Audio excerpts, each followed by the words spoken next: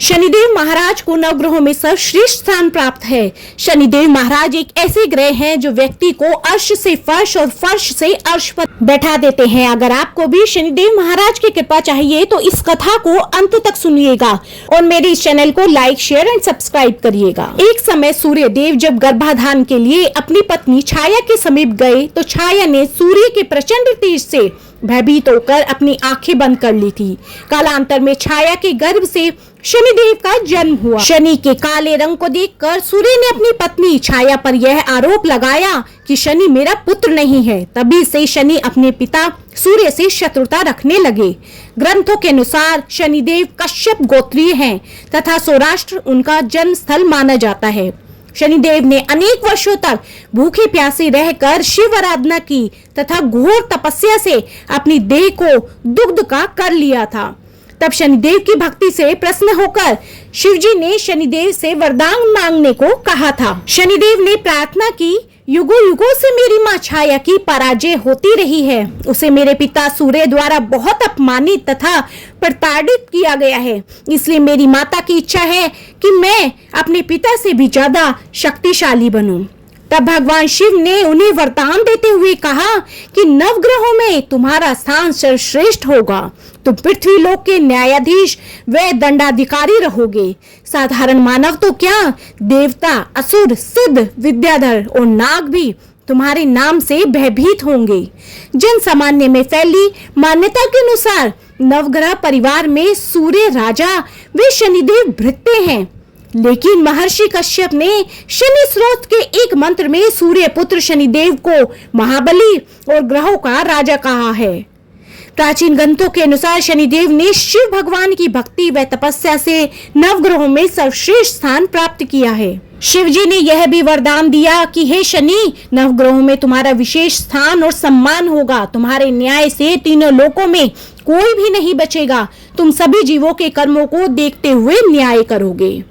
तो बोलो शनिदेव महाराज की जय। तो शनि अमावस पर शनिदेव की कृपा प्राप्त करने के लिए यह कथा अवश्य सुने।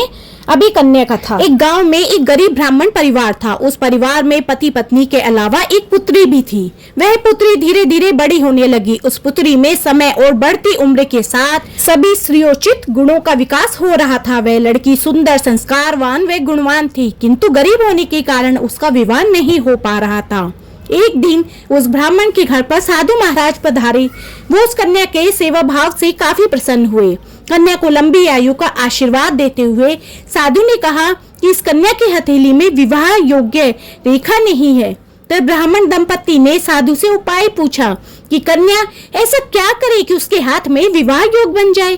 साधु ने कुछ देर विचार करने के बाद अपनी अंतर्दृष्टि से ध्यान करके बताया कि कुछ दूरी पर एक गांव में सोना नाम की धोबिन जाति की एक महिला अपने बेटे और बहू के साथ रहती है, जो बहुत ही आचार विचार और संस्कार संपन्न तथा पति पारायण है। यदि यह कन्या उस स्त्री की सेवा करे और वह महिला इसकी शादी में अपनी मांग का सिंदूर लगा दे, उसके बाद इस कन्या का विवाह हो तो इस कन्या का वैधव्य योग मिट जाएगा।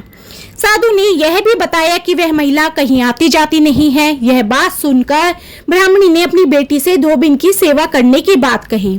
अगले दिन प्रातःकाल ही उठकर सोना धोबिन के घर जाकर वह कन्या साफ सफाई करके आती है, अन्य घर के सारे काम भी कराती है। एक दिन सोना धोबिन अपनी बहू से पूछती है कि तुम तो सुबह उठकर ही सारे काम कर लेती हो और मुझे पता भी नहीं लगता। बहू ने कहा, माँ जी, मैंने तो सोचा कि आप ही सुबह उठकर सारे काम खुद ही खत्म कर लेती हो।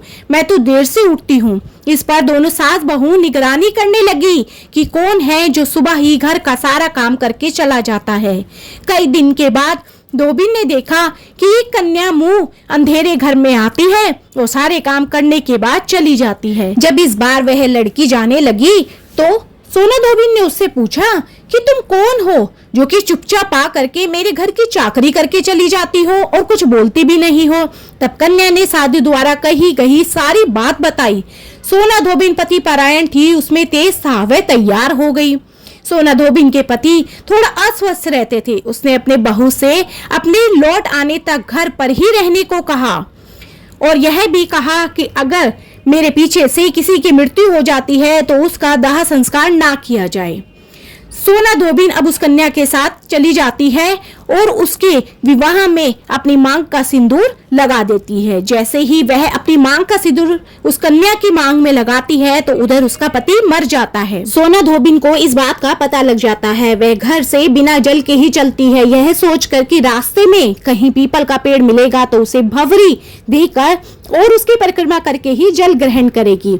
उस दिन उसने ईंट के टुकड़ों से 108 बार भंवरी देकर 108 बार पीपल के पेड़ की परिक्रमा की और उसके बाद जल ग्रहण किया। ऐसा करते ही उसके पति के मुर्दा शरीर में वापस जान आ गई और धोबिन का पति जीवित हो गया। इसलिए मावस के दिन पीपल के पेड़ के नीचे दिया जगाना, उसमें जल देना और उसे भंवरी देना ये बहुत ज्यादा जरूरी माना जाता है। तो बोलो पितृ देवता की जय, शनिदेव महाराज की जय।